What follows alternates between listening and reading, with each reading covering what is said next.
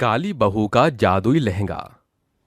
देखो भाई साहब, वैसे तो आपकी बेटी और मेरे बेटे का कोई मेल नहीं, क्योंकि एक तो इसका काला रंग, ऊपर से नैन नक्श से भी नाकाम। पर बेटी जात जानकर इसे बहू बना रही हूँ।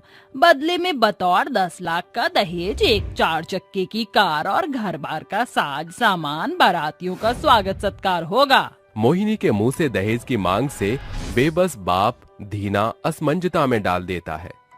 मगर मैं बेचारा गरीब बाप दहेज का इतना दाम कहाँ से जोड़ सकूंगा।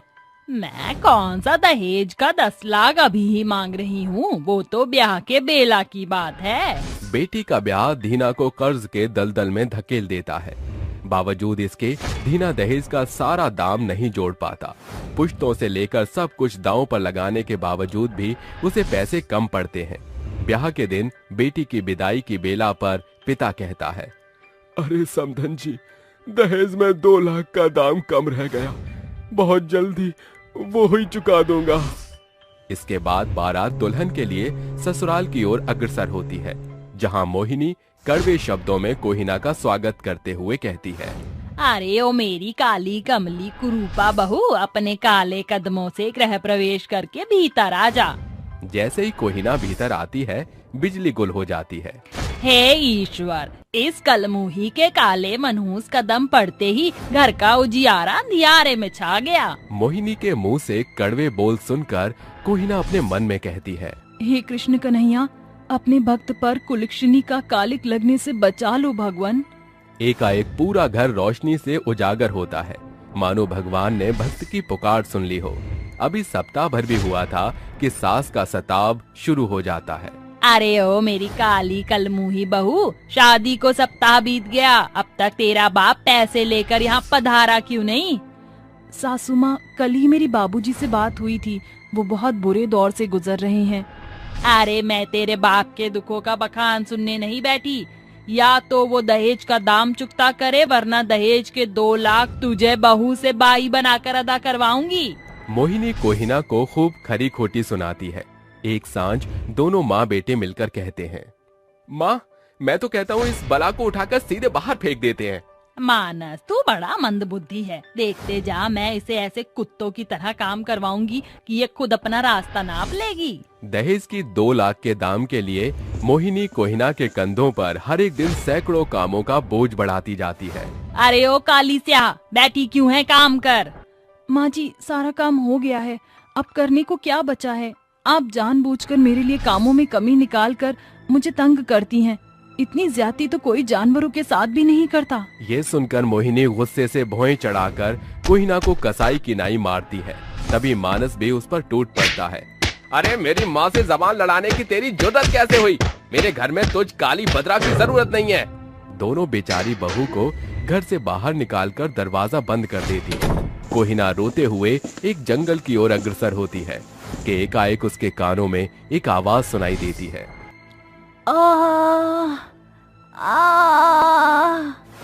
अरे ये तो किसी हिरनी की करहाने की आवाज है। काफी खोजबीन के बाद कोहिना को वो हिरनी जंगल के बीचों बीच पड़ी दिखती है। लगता है ये हिरनी बेहद प्यासी है, शायद प्यास के प्रभाव से इसका चेहरा कुमला गया है। कोहिना पास पड़े मिट्टी के एक बर्तन में नदी से पानी लाकर जैसे ही हिरनी को पिलाती है, एक तेजोमय प्रकाश के साथ हिरनी परी में परिवर्तित हो जाती है। तुम्हारा बहुत बहुत शुक्रिया, बरसों बाद मुझे मेरा स्वरूप प्राप्त हो गया। पर तुम हिरनी कैसे बनी थी? बरसों पूर्व मुझसे एक परिपक्व पाप हो गया था, जिसके कारण मैं परी से हिरनी में बदल गई। कहो, तुम्हें मुझसे क्या चाहिए? मुझे कुछ भी नहीं चाहिए। परी की नजर एकाएक कोहिना के फटे पुराने कपड़ों पर जाती है। परी अपनी जादुई छड़ी घुमाकर अपने कौतुक से एक मलमल कपड़ा उसे देकर कहती है, कोहिना, ये एक जादुई मलमल का वस्त्र है, जिसे तुम किसी भी सांचे में ढाल सकती हो। साथ ही ये तुम्हारी दिन दशा को भी बदलाव देगा। जादुई कपड़े का भेद बताकर परी ओझल हो जाती है। जादुई कपड़े को लेकर कोहिना अपने पिता के घर पहुंचती है। पिताजी। अरे मेरी बच्ची, तू ससुराल में सब कुशल मंगल तो है? पिताजी, वो दोनों माँ बेटे अव्वल दर्जे के दरिंदे हैं। दहेज के 2 लाख के दाम के लिए पति की प्रताड़ना और सास का सताव सब कुछ सहन किया। उन्होंने अपना स्वार्थ साधने के लिए मुझ काली को बहू बनाया था। दीना की निगाह चमकते कपड़े पर पड़ती है। ये कितना सुंदर मलमली कपड़ा है, एकदम सोने के समान चमक दमक रहा है। कोहिना अपने पिता से परी का परिचय साझा करती है। बेटी, ये मलमली कपड़ा जादुई है या नहीं, पुख्ता प्रमाण पता करने के लिए इससे कुछ मांग कर देख। जादुई मलमली कपड़े इसी पलछिन एक सुंदर लहंगे के सांचे में ढल जाओ। कोहिना के कहते ही वो जादुई मलमली कपड़ा एक सुंदर सुनहरे लहंगे में बदल जाता है, जिसे देख दोनों बाप बेटी की आंखें चकाचौंध रह जाती हैं। पिताजी, ये तो सचमुच में जादुई कपड़ा था। उसी कपड़े से ये लहंगा बना है। इसका मतलब अब ये लहंगा जादुई लहंगा है। ये सोचकर कोहिना सुंदर सुनहरे जादुई लहंगे से बोलती है, ऐ मेरे जादुई मखमली लहंगे, मुझे खूब सारे सुंदर लहंगे दो। कोहिना के इतना कहते ही जादुई मखमली लहंगे में तेज प्रकाश पड़ने के साथ उसके भीतर से सैकड़ों रंग बिरंगे सुंदर लहंगों की बौछार लग जाती है। अब ये जादुई लहंगे से मिले ये लहंगे ही कोहिना की कमाई का जरिया बनेगा। अब हम दोनों मिलकर लहंगों का कारोबार शुरू करेंगे। जादुई लहंगे से मिले लहंगों को लेकर कोहिना बाजार में बड़े लहंगे व्यापारी के हाथों उन्हें बेच आती है, जिससे उसे जो पैसे प्राप्त होते हैं उससे वो सबसे पहले अपने घर की आर्थिक अवस्था को सुधारती है। ऐसे ही हर एक दिन वो जादुई लहंगे से लहंगे की बड़ी व्यापारी बन जाती है। कुछ महीनों बाद पिताजी, जादुई लहंगे से मिले सुंदर लहंगे आज लाखों में बिक रहे हैं। हमारी आर्थिक दशा फर्श से अर्श पर आ गई है, जिसका मुख्य श्रेय जादुई मलमली लहंगे को जाता है। बेटी, अब तो हमारे पास पैसे की कोई किल्लत नहीं रही। जादुई लहंगे से हम दहेज का 10 गुना दाम दे सकते हैं। अब तू अपने ससुराल चली जा। पिताजी, मैं इस जादुई लहंगे से उन लोभियों को एक फूटी कौड़ी भी नहीं दूंगी। कोहिना अपना बीता जीवन बिसार कर बिना रुके थके आगे की ओर अग्रसर होती है। हे मेरे जादुई मलमल के लहंगे, मुझे भिन्न भिन्न भांति के लाजवाब लहंगों को मुहैया कराओ, ताकि मैं गरीबों की बेटियों को जो दुल्हन बनती हैं, उनका महंगा लहंगा पहनने की लालसा को पूरा कर पाऊं। जादुई मलमली लहंगा कोहिना को अनेकों सुंदर साँचे से गड़े लहंगे देता है, जिनसे कोहिना गरीब बेटियों के ब्याह में लहंगे दिया करती थी। समय गुजरता गया। अब कोहिना के लहंगों के कई बड़े शोरूम, दुकान और कारखाने हो चुके थे। फिर एक दिन कोहिना अपने जादुई लहंगे को निहारती हुई कहती है, क्या मेरा ये जादुई लहंगा मेरे काले भद्दे रूप को भी बदल सकता है? ऐ मेरे जादुई लहंगे, मेरे काले रूप की काया पलट कर दो। कोहिना के कहते ही उसी पल छिन जादुई लहंगा कोहिना को सर से पांव तक सराबोर कर देता है, जिसके साथ उसका रूप एक मेनका जितना निखर जाता है। क्या सचमुच ये मेरा ही अक्ष है? शुक्रिया मेरे जादुई लहंगे, तुमने मेरे कुरूपता की काया पलट कर दी आज। अपने सुंदर सुनहरे रूप को देख कोहिना फूले नहीं समाती और बहू का बुरा जीवन बिसार कर बतौर भविष्य में आगे बढ़ जाती है। औरत को पहुंचाया गया आघात अक्सर उनके जीवन में गहरी छाप की छवि छोड़ जाती है, जिसे बिसारना बेहद कठिन हो जाता है। आज कोहिना का नाम सैकड़ों सफल औरतों की श्रेणी में शुमार है।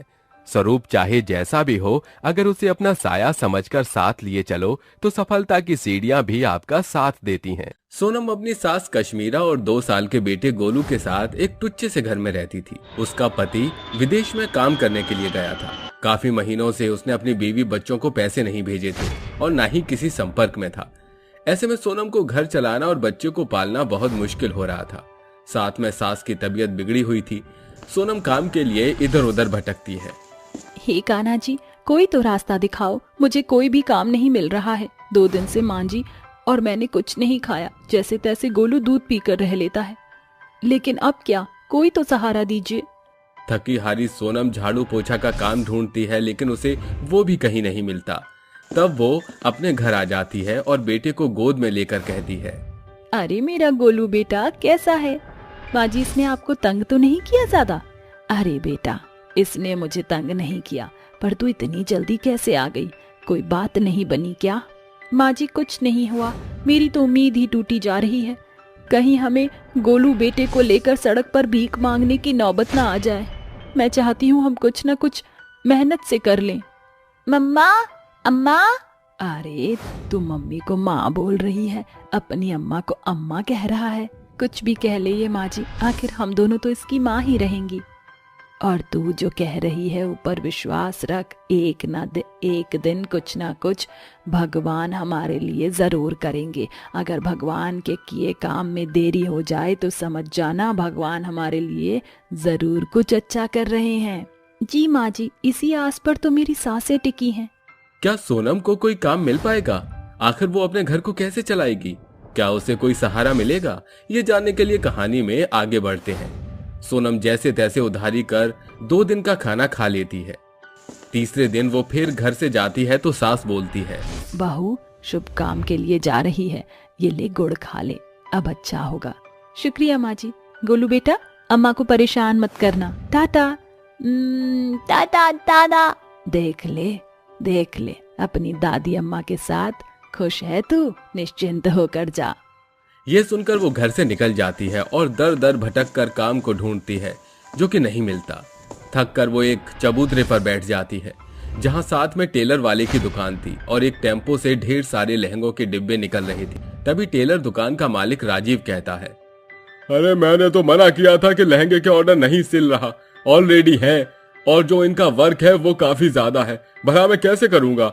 हमारे यहाँ ऐसा भारी विदेश जैसा डिजाइनर लहंगा नहीं सिला जाएगा, आप इसे वापस ले जाइए। अरे आप ये कैसी बातें कर रहे हैं? जानते भी हैं इस ऑर्डर के आपको 80,000 मिलेंगे। 80,000 को कैसे मना कर सकते हैं?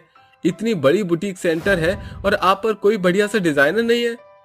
पप्पू भाई साहब, एक बात बताओ, आते हुए पैसे किसको अच्छे नहीं लगते, लेकिन मेरे पास ऐसा कोई बढ़िया डिजाइनर नहीं है जो विदेशी लहंगे को सिल पाए।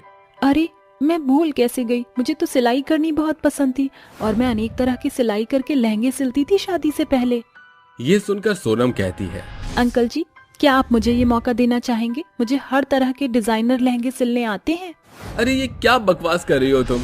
ये कोई ऐसा वैसा लहंगा नहीं है, ये खास सेलिब्रिटीज के लिए बनवाना, जो राजीव जी सिलते हैं या उनके कारीगर। भाई साहब झूठ नहीं बोल रही, मैंने सच में पहले भी बहुत सारे लहंगे बनाए थे, आप एक बार विश्वास तो कीजिए। पप्पू भाई साहब, एक बार सुन तो लीजिए, क्या पता मेरा काम बन जाए, एक मौका देने में क्या ही जाता है। अरे आप तो एक मौका दे रहे हैं, लेकिन कहीं महंगे महंगे 80,000 के कपड़ों का चूना न लग जाए, फिर इसके जिम्मेदार आप ही होंगे और आप ही पेनल्टी भरना। अरे मुझे इस लड़की की बातों में सच्चाई लग रही है, इसलिए मैं इसे एक और मौका दूंगा। जैसे मैंने इस पर भरोसा किया है, वैसे आप भी मुझ पर थोड़ा भरोसा कर लीजिए और इसकी जिम्मेदारी मैं लेता हूँ। करवा लीजिए आपको जो करवाना है। शुक्रिया अंकल जी, मुझे ये मौका देने के लिए। क्या मैं उस लहंगे के डिजाइन को देख सकती हूँ? तभी तैयार कर पाऊंगी। हाँ बेटा, देख लो, ये रहा, ये समझ लो, मनीष मल्होत्रा जैसे बड़े दिग्गज की तरह है ये लहंगा, तुम्हें सिलना है। अंकल जी आप फिक्र मत कीजिए, मुझे ये बनाना आता है। ये कहते ही पप्पू चला जाता है और सोनम सिलाई मशीन पर बैठकर उस डिजाइन का सबसे सुनहरा चमकदार लहंगा सिलने में जुट जाती है। 3 घंटे बीत जाते हैं, इतने में वो लहंगे का घेरा तैयार कर लेती है, जिसे देखकर राजीव कहता है, अरे वाह बेटा, ये तो तुमने डिट्टो वैसा ही बनाया है जैसे खुद मनीष मल्होत्रा ने बनाया हो। अंकल आप थोड़ा सा और मौका दीजिए, इस ब्लाउज का ऐसा पीस बनाऊंगी कि उसे देखकर आप हैरान हो जाएंगे। दरअसल मैं सिलाई करने में बहुत माहिर हूँ। वाह बेटा, ये तो बहुत अच्छी बात है। ये कहते ही सोनम लहंगा का ब्लाउज भी शाम तक सिल देती है और अगले 2 दिन में उस सुनहरे लहंगे को पूरे तरीके से सितारों से जड़कर तैयार कर देती है। साथ ही अपनी सासू माँ को भी इस काम के बारे में बता देती है, जिसके बाद वो एक डमी पर लगाकर कहती है, कड़ी मेहनत के बाद आखिर मैंने लहंगे को तैयार कर ही दिया। प्लीज कान्हा जी, मास्टर साहब को लहंगा पसंद आ जाए और मुझे ये काम मिल जाए। अरे बेटा, बन गया क्या? अरे वाह, ये तो बहुत ही ज्यादा सुंदर है लहंगा। नहीं, मुझे तो यकीन नहीं हो रहा कि इतने छोटे से गांव में रहने वाली लड़की भी डिजाइनर हो सकती है। अब तो मुझे इसकी पूरी पेमेंट मिलेगी। शुक्रिया अंकल जी। सर आपको और भी तरह के लहंगे सिलवाने हो तो मुझे बता दीजिएगा। हाँ जरूर, 1 मिनट, मैं पप्पू को बोल देता हूँ, ये लहंगा आगे पहुँचा देगा। तुमने ये कम समय में बना दिया, देखना वो हैरान हो जाएगा। ये कहते ही राजीव कॉल करके पप्पू को बुला लेता है। कुछ देर बाद पप्पू आ जाता है और इस लहंगे को देखकर उसकी आंखें फटी की फटी रह जाती हैं, जिसके बाद वो उसे 80,000 रुपए देता है और चला जाता है। बेटा तुमने तो गजब कर दिया, मैं तुमसे अब और लहंगे सिलवाना चाहता हूँ। इसे देखकर राजीव कुर्सी निकाल कर कहता है, अरे पीयूष साहब, आप मेरे जैसे छोटे दर्जी की दुकान में। जी जी जी, आजकल जो मेरी मॉडल्स कपड़े पहन रही हैं वो काफी खुश हैं और कुछ हद तक आपने मेरे जैसे ही डिजाइन बनवाए हैं, तो मैं उस डिजाइनर से मिलना चाहता हूँ। बहुत तमन्ना लेकर आया हूँ। जी जी, ये है सोनम, यही है जो महंगे सुनहरे लहंगे बनाती है। नमस्ते साहब, मुझे तो यकीन नहीं हो रहा कि आपको मेरे डिजाइन्स पसंद आए। जी पसंद है, इसलिए मैं आपको अपने बुटीक स्टूडियो में लाना चाहता हूँ। क्या आप काम करना चाहेंगे? बड़े बड़े सेलिब्रिटीज के कपड़े बनाने का मौका मिलेगा और आप राजीव जी के भी यहाँ काम करते रहना। जी बिल्कुल, मैं आऊंगी। इस तरह से वो पीयूष मल्होत्रा की बुटीक चली जाती है, जहाँ वो बड़े बड़े सेलिब्रिटीज के कपड़े भी सिलती है और सुंदर सुंदर लहंगे भी बनाती है जो कि महंगे बिकते थे, जिसके बाद वो लहंगों के लिए मशहूर हो जाती है। और ये लो 50,000 रुपए, बाकी मैंने अपना हिस्सा लिया है। कोई बात नहीं अंकल जी, मेरे लिए तो यह भी बहुत बड़ी बात है। आप हर लहंगे में से अपना हिस्सा ले सकते हैं। और तुम्हारे घर में कौन कौन है? अंकल जी, मेरा 2 साल का बेटा है और सासू माँ है। अब इन पैसों से उनकी दवाई ले आऊंगी। मैं काम की तलाश में ही थी। अब से काम ढूंढने की जरूरत नहीं, क्योंकि काम तुम अब मेरे बुटीक में ही करोगी और लहंगे का 70% तुम्हारा रहेगा। तुम चाहो तो ये मशीन घर पर भी ले जा सकती हो। शुक्रिया अंकल जी। घर आकर सोनम कहती है, माँ जी देखिए, मुझे 50,000 रुपए मिले। इतने में तो हम बहुत कुछ कर सकते हैं। फिलहाल मैं आपकी दवाई लाऊंगी। अरे बहू, मैं तो तुझसे बहुत खुश हूँ। मेरी बहू इतनी होनहार और समझदार है। ले अपने बेटे के साथ भी थोड़ा वक्त गुजार ले। सास की बात सुनकर वो अपने बेटे के साथ खेलती है। अगले दिन मास्टर जी की दुकान पर जाकर और भी तरह तरह के अनेक सुनहरे चमकदार लहंगे सिलती है, जिससे उसका बना लहंगा काफी लोगों को पसंद आता है और उसके घर की स्थिति भी काफी अच्छी हो जाती है, जिससे वो एक नया घर ले लेती है। वक्त बीतता है। एक दिन राजीव के बुटीक पर बहुत जाने माने फैशन डिजाइनर पीयूष मल्होत्रा आते हैं। इसे देखकर राजीव कुर्सी निकालकर कहता है, अरे पीयूष साहब, आप मेरे जैसे छोटे दर्जी की दुकान में। जी जी जी, आजकल जो मेरी मॉडल्स कपड़े पहन रही हैं वो काफी खुश हैं और कुछ हद तक आपने मेरे जैसे ही डिजाइन बनवाए हैं, तो मैं उस डिजाइनर से मिलना चाहता हूँ। बहुत तमन्ना लेकर आया हूँ। जी जी, ये है सोनम, यही है जो महंगे सुनहरे लहंगे बनाती है। नमस्ते साहब, मुझे तो यकीन नहीं हो रहा कि आपको मेरे डिजाइन्स पसंद आए। जी पसंद है, इसलिए मैं आपको अपने बुटीक स्टूडियो में लाना चाहता हूँ। क्या आप काम करना चाहेंगे? बड़े बड़े सेलिब्रिटीज के कपड़े बनाने का मौका मिलेगा और आप राजीव जी के भी यहाँ काम करते रहना। जी बिल्कुल, मैं आऊंगी। इस तरह से वो पीयूष मल्होत्रा की बुटीक चली जाती है, जहाँ वो बड़े बड़े सेलिब्रिटीज के कपड़े भी सिलती है और सुंदर सुंदर लहंगे भी बनाती है जो कि महंगे बिकते थे, जिसके बाद वो लहंगों के लिए मशहूर हो जाती है। प्रीतम दिव्या से शादी करके जब घर आता है तो उसकी माँ सरस्वती ये देखकर गुस्सा करते हुए कहती है, प्रीतम, ये क्या देख रही हूँ मैं? मेरी इजाजत के बगैर तूने एक लड़की से शादी कर ली। क्यों? क्या मैं तेरे लिए अब कुछ भी नहीं हूँ? माँ, ऐसी कोई बात नहीं है। मैं दिव्या से बहुत प्यार करता हूँ। उसकी शादी हो रही थी, इसलिए जल्दबाजी में मैंने मंदिर में शादी कर ली। अब से ये आपकी बहू है। प्रणाम माँ जी। दूर हटो मुझसे, मैं तुम्हें अपनी बहू नहीं मानती हूँ। प्रीतम, ये क्या है? मैं इस लड़की के जात, फैमिली बैकग्राउंड कुछ नहीं जानती। कैसे इसे अपनी बहू मान लूं? माँ, इन सब बातों का कोई फायदा नहीं। मैं दिव्या से शादी कर चुका हूँ, आपको इसे अपनाना ही होगा। मैं इसे किसी भी सूरत में अपनी बहू हरगिज नहीं मानती। तूने मेरे बेटे से शादी करके मुझसे पंगा लिया है। अब देख तेरे साथ मैं क्या क्या करती हूँ। माँ जी, एक मौका तो दीजिए। गुस्से में सरस्वती अपने कमरे में चली जाती है। आगे क्या होगा? क्या सरस्वती दिव्या को कभी अपना पाएगी या सरस्वती ऐसा कहकर उसका जीना मुश्किल कर देगी? और क्या इन सब के बाद दिव्या अपने सास का दिल जीत पाएगी? जानने के लिए कहानी में आगे बढ़ते हैं। 2 दिन बीत जाते हैं। सरस्वती अब तक दिव्या से कुछ नहीं बोलती है। तभी वो खाना लेकर आती है। माँ जी, एक बार मुझे मौका तो दीजिए। मैं आपके लायक बहू बनकर दिखाऊंगी। 2 दिन हो गए, आपने मुझसे कुछ भी बात नहीं की। प्लीज खाना खा लीजिए। खाने का टाइम हो गया है। प्लीज माँ जी, खा लीजिए। ठीक है, रख दे खाना, अब मैं खा लूंगी। दिव्या खाना रख देती है और सरस्वती खाना खाने लगती है और अपने मन में कहती है, खाना तो इसने अच्छा बनाया है, पर मैं इसे जीतने नहीं दूंगी। अभी बताती हूँ। अरे ये क्या है? कैसा खाना बनाया तूने? नमक भी नहीं है बिल्कुल भी। माफ कर दीजिए माँ जी, मैं आपके लिए नमक ले आती हूँ। रहने दे, मुझे तेरे हाथ से खाना ही नहीं खाना, और मैं नमक को खाने में ऊपर से डालकर खाने वालों में से नहीं हूँ। तू मेरी परफेक्ट बहू कभी नहीं बन सकती। माँ जी सुनिए तो। माँ जी, मैं माँ जी का दिल जीत के ही रहूंगी और अच्छा खाना बनाऊंगी। सरस्वती की चालाकी की वजह से दिव्या को ऐसा लगता है कि उसने खाना ठीक से नहीं बनाया। कुछ देर बाद सरस्वती भारी सी गेहूं की बोरी घसीटकर उसके सामने लाकर कहती है, बहू आटा खत्म होने वाला है, तो तू ये जितने भी गेहूं हैं इसे आज ही बीन कर धोकर धूप में सुखा दे, कल पिसवाना है। पर माँ जी ये तो बहुत सारा है, मैं इसे आज ही कैसे बीन पाऊंगी, और मुझे कपड़े भी धोने थे। घर के काम के साथ ये आज नहीं हो पाएगा। बस बहाने बनवा लो, जरा सा काम क्या दे दो। मैं नहीं जानती, मुझे तो ये सारा काम आज करके देगी, चाहे जैसे भी, पर समझ ले ये तेरी परीक्षा है। ठीक है माँ जी, मैं कर लूंगी, अगर ये मेरी परीक्षा है तो। कर ले जितना चाहे मर्जी, तू परीक्षा दे ले, पर इस परीक्षा में तू सफल नहीं हो पाएगी, क्योंकि मैंने अपनी चालाकी से तुझे इतने सारे गेहूं में कंकड़ पत्थर डालकर दिए हैं कि तू उसे आज साफ कर ही नहीं पाएगी, और बदले में पूरे घर का काम भी करेगी। अब आएगा मजा। शादी के कुछ दिनों बाद ही सरस्वती उसे अपनी चालाकियों के कारण टॉर्चर करने लगती है।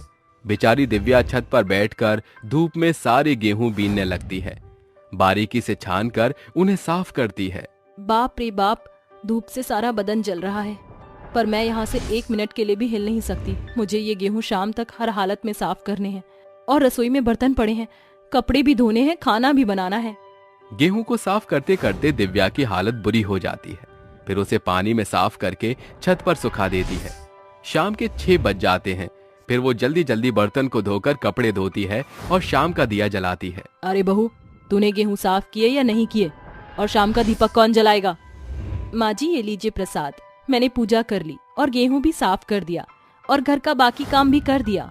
अरे बाप रे बाप, 2 दिन साफ होने वाले गेहूं इसने आज कैसे साफ कर दिए, और घर का काम भी कर लिया, बिना कहे पूजा भी कर ली। लगता है इससे भी ज्यादा मुझे कोई मुश्किल काम देना होगा। माँ जी आप क्या सोच रही हैं? लीजिए प्रसाद। हाँ दो। अच्छा तुमने सारा काम कर लिया? खाना बनाकर बहू बेटे सो जाते हैं, पर सरस्वती अपने कमरे में जागते हुए चक्कर लगा रही थी। अरे क्या करूं जिससे उस दिव्या को सबक सिखा सकूं? आइडिया, अपने बेटे का इस्तेमाल करके उसे सबक सिखाऊंगी और अपने बेटे के आगे गलत साबित करूंगी। ये सोचने के बाद वो गहरी नींद में सो जाती है। अगली शाम वो अपनी बहू के सामने खांसते छींकते हुए आकर कहती है, बहू आज, अरे बाप रे बाप, मेरी तो नाक गला बंद हो गई खांसी जुकाम के चलते। तो माँ जी आप काढ़ा पी लीजिए ना, उसे पीकर आप बिल्कुल ठीक हो जाएंगी। नहीं नहीं बहू, मुझे वो अच्छा नहीं लगता, उसे पीकर और छींक आती है मुझे, फिर सर दर्द बढ़ जाता है। मैं ऐसे ही ठीक हूँ बहू, जा तू चाय बनाकर दे दे। ठीक है माँ जी। ये कहकर दिव्या उसे चाय बनाकर दे देती है। कुछ देर बाद प्रीतम ऑफिस से आ जाता है। उसके आते ही सरस्वती छींकने खांसने की और एक्टिंग करने लगती है। क्या हुआ माँ, आपकी तबीयत तो बहुत ज्यादा खराब लग रही है, दिव्या से काढ़ा बनवा लेते। आज बेटा बोला था मैंने उसे, लेकिन उसे कहाँ फर्क पड़ता है कि उसकी सास को क्या हो रहा है। एक चाय बनाकर दे दिया मुझे। ऐसे कैसे फर्क नहीं पड़ रहा, अभी बुलाता हूँ मैं। दिव्या दिव्या दिव्या जल्दी इधर आओ। अरे आप चिल्ला क्यों रही हैं? क्या हुआ? तुमने माँ को काढ़ा बनाकर क्यों नहीं दिया? देखना उनकी तबीयत कितनी खराब है, सिर्फ चाय पीकर वो कैसे ठीक होंगी। प्रीतम जी मैंने माँ जी को बोला था पर उन्होंने मना कर दिया था। बेटा ये झूठ बोल रही है, मैंने इससे बोला था पर इसने ही मना कर दिया। जब से मैं कितना परेशान हूँ, तू तो जानता है काढ़ा पीकर कितनी जल्दी ठीक हो जाती हूँ। यही फर्क है लव मैरिज की शादी में, बहू सास को पूछती नहीं है। मुझे तुमसे ये उम्मीद नहीं थी दिव्या, चली जाओ मेरी नजरों के सामने से। प्रीतम जी मेरा विश्वास कीजिए, मैंने माँ जी से पूछा था, उन्होंने मना किया मुझे। ये कहकर वो रोते हुए कमरे में चली जाती है। सबके जाने के बाद अंगूर खाते हुए सरस्वती कहती है, अरे वाह, मेरा आइडिया काम कर गया और दोनों के बीच फूट भी पड़ गई। बड़ा सुकून मिला उसकी आंखों में आंसू देखकर। 3 दिन बीत जाते हैं। प्रीतम और दिव्या के बीच कुछ ठीक नहीं होता। वहीं सरस्वती परेशान करने के लिए उसे बहुत सारी सूखी लाल मिर्च लाकर कहती है, बहू जरा इसे पीस दे, ये ले मसाले में कूट दियो अच्छे से। मसाले में क्यों माँ जी, मिक्सी ग्राइंडर में पीस देती हूँ, जल्दी हो जाएगा। जितना बोल रही हूँ उतना कर। सरस्वती की बात सुनकर वो धान में लाल मिर्च कूटने लगती है, जिससे उसे बहुत खांसी और छींक आती है। हाचू, मिर्ची कूटने की बस मेरी नाक में आ रही है। मिर्च सारी कूटकर वो हाथ धोने जाती है। इतने में सरस्वती कहती है, अरे बहू जल्दी आ, मेरे पास मेरा सर फट रहा है, जल्दी मालिश कर दे। माँ जी 2 मिनट रुकिए, मैं अभी आती हूँ। बोला ना, तू कहीं नहीं जाएगी। मेरा सर दर्द हो रहा है, सर दबा। जी माँ जी, मिर्ची के हाथों से ही मुझे अब सर दबाना पड़ेगा। ये कहते ही वो सरस्वती का सिर दबाने लगती है। कुछ देर बाद ही सरस्वती के माथे पर जलन होने लगती है और वो चिल्लाती है, मार डाला। अरे मोरी मैया, मेरे तो बहुत जलन मच रही है कृष्ण कन्हैया। अरे बहू, तू मुझे मारना चाहती है ना? मिर्च के हाथों से तूने मेरे सिर की जानबूझकर मालिश की। नहीं माँ जी, ऐसी कोई बात नहीं है। मैं हाथ धोने जा रही थी पर आपने जाने नहीं दिया मुझे। आप रुकिए, मैं बर्फ लाती हूँ। तभी दिव्या हाथ धोकर बर्फ लाकर अपनी माँ जी के जलन वाली जगह पर लगाती है। माँ जी आप फिक्र मत कीजिए, आपकी जलन कम हो जाएगी। बहू मुझे माफ कर दे, तू जब से घर में आई है तब से मैंने तेरे साथ बुरा किया। मैं बहुत शर्मिंदा हूँ कि मैंने तुम दोनों के बीच फूट डलवा दी। मैं जानती हूँ माँ जी, आप मुझे पसंद नहीं करती, इसलिए शायद आपने ऐसा किया। हाँ बहू, पर सच कहूँ तो बिल्कुल सर्वगुण संपन्न है। मैंने तुझे अपना लिया, सच्ची माँ जी। तभी प्रीतम उन दोनों की सारी बातें सुन लेता है। अरे बेटा मुझे माफ कर दे, मैंने कुछ मत कहो माँ, मैंने सब सुन लिया। आपको अपनी गलती का पछतावा है और आपने दिव्या को अपना लिया, मेरे लिए यही बहुत है। अंत भला तो सब भला। इस तरह सास बहू मिलकर खुशी खुशी रहने लगती हैं।